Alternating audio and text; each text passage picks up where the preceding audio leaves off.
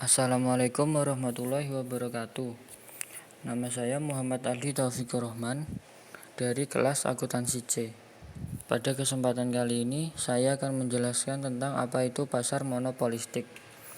Yang pertama, pengertian pasar monopolistik kadang disebut juga pasar persaingan monopolistik atau pasar monopolistis adalah salah satu bentuk pasar di mana terdapat banyak produsen yang menghasilkan barang serupa tetapi memiliki perbedaan dalam beberapa aspek.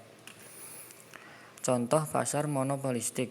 Pada pasar monopolistik terdapat suatu diferensi produk.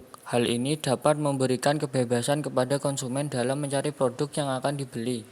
Pada umumnya, konsumen tidak mudah berpindah pada produk lain walaupun banyak sekali produk baru yang telah tersedia. Penjual pada pasar monopolistik tidak terbatas, namun setiap produk yang dihasilkan pasti memiliki karakter tersendiri yang membedakannya dengan produk lainnya. Contohnya adalah sampo, pasta gigi, dan lain-lain. Meskipun fungsi semua sampo sama, yakni untuk membersihkan rambut, tetapi setiap produk yang dihasilkan produsen yang berbeda memiliki ciri khusus. Misalnya perbedaan aroma, perbedaan warna, kemasan, dan lain-lain. Selanjutnya, ciri-ciri pasar monopolistik. Yang pertama, terdapat banyak produsen atau penjual. Pada pasar monopolistik, terdapat banyak sekali produsen atau penjual di dalamnya. Setiap produsen mempunyai skala produksi sama pada produsen yang lainnya. Kedua, terdapat diferensiasi produk. Pasar monopolistik terdapat banyak produk yang sama tetapi memiliki perbedaan pada pengemasan, bentuk, corak, dan kualitasnya.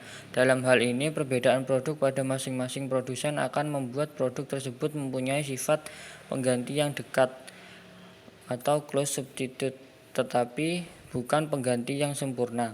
Ketiga, produsen dapat menentukan harga. Produsen yang memproduksi barang berkualitas dan keistimewaan tersendiri akan membuat produsen bisa menentukan harga sendiri. Contohnya pada industri sampo, produsen yang pertama membuat sampo dengan mempunyai manfaat menguatkan akar rambut. Untuk produsen yang kedua membuat sampo dengan mempunyai manfaat anti ketombe. 4. Produsen mudah keluar masuk pasar. Di dalam pasar monopolistik, produsen bisa masuk dan keluar pasar dengan mudah sesuai pada kebutuhannya. Di saat produsen masih sedikit, biasanya akan membuat keuntungan yang lebih tinggi, tetapi produsen yang banyak, keuntungan akan menjadi berkurang. 5. Produsen harus melakukan promosi. Salah satu yang sering dilakukan dalam pasar monopolistik yaitu membentuk persepsi konsumen pada produk yang dijual. Maksudnya yaitu dengan cara berpromosi atau beriklan secara rutin pada produk yang dijual. Kelebihan pasar monopolistik. Jumlah produsen atau penjual tidak terbatas pada pasar monopolistik dan persaingan bisnis antar produsen dapat memberikan keuntungan terhadap konsumen. Kedua, produsen bisa masuk dan keluar pasar dengan sangat mudah untuk terus mendorong produsen dalam berinovasi membuat produk yang berkualitas. Ketiga, konsumen menjadi semakin selektif saat membeli produk sesuai yang dicari konsumen. Selanjutnya, kekurangan pasar monopolistik. Pertama, pasar monopolistik mempunyai persaingan yang sangat ketat, baik pada segi harga, kualitas, maupun pelayanannya. Produsen yang memiliki modal sedikit dan mempunyai pengalaman yang kurang akan cepat berpindah pada pasar ini. Kedua, pada pasar ini akan membutuhkan modal yang besar, baik itu pada produksi, operasional, dan juga pemasarannya. Para produsen di dalam pasar ini adalah mereka yang mempunyai modal besar dan pengalaman yang sangat baik. Ketiga, diharuskan melakukan inovasi untuk membuat biaya produksi semakin tinggi sehingga akan mempengaruhi harga produk yang akan dibeli oleh konsumen. Ekuilibrium jangka pendek di pasar persaingan monopolistik. Untuk menjelaskan ekuilibrium jangka pendek di pasar persaingan monopolistik, kita akan melihat dari perspektif penjual secara individual, baik yang memperoleh profit maupun yang menderita kerugian. Untuk mempermudah penjelasan, kita bisa melihat gambar 1 ini. Pada gambar sebelah kiri, penjual memperoleh laba dari penjualan produk dengan harga sebesar Q1 dan kuantitas sebanyak Q1. Pada titik ini, maksimalisasi profit terpenuhi, yakni ketika MC berpotongan dengan MR. Besaran profit yang didapatkan adalah area segi 4 Pi1 A, B, min C.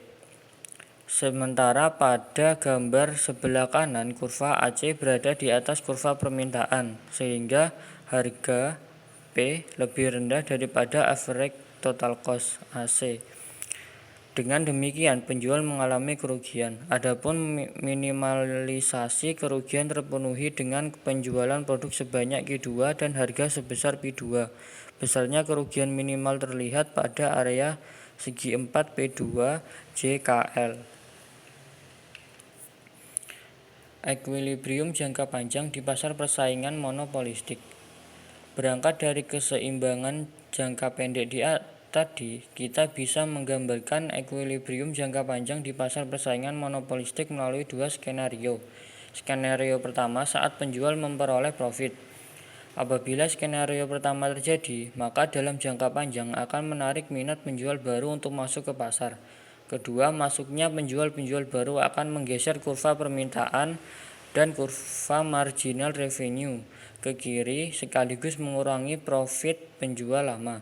Skenario kedua, ketika penjual mengalami kerugian. Jika skenario kedua terjadi, yakni saat penjual mengalami kerugian, maka dalam jangka panjang akan mempengaruhi keputusan penjual-penjual yang ada untuk tetap bertahan atau keluar dari pasar. Kedua, ketika jumlah penjual berkurang, pembeli memiliki lebih sedikit pilihan. Ini akan mengakibatkan pergeseran kurva D dan kurva MR ke kanan, yang pada gilirannya akan meningkatkan profit bagi penjual yang bertahan di pasar. Dengan kata lain, penjual yang bertahan di pasar akan mengalami penurunan kerugian.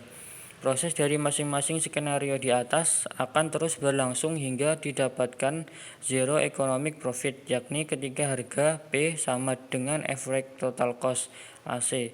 Pada saat itulah equilibrium jangka panjang terpenuhi. Equilibrium tersebut menggambarkan tidak tersedianya insentif bagi penjual untuk masuk atau keluar pasar. Untuk menjelaskan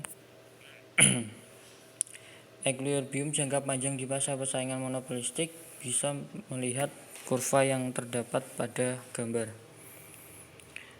Dari proses pergeseran yang berlangsung di masing-masing skenario di atas, pada akhirnya akan mencapai keseimbangan jangka panjang, di mana kurva D bersinggungan dengan kurva AC di satu titik E. Pada titik E tersebut terpenuhi kondisi zero economic profit, yakni ketika P sama dengan AC, dalam hal ini ketika harga sebesar PE dan kuantitas sebanyak QE. Sekian dari saya, kurang lebihnya mohon maaf. Wassalamualaikum warahmatullahi wabarakatuh.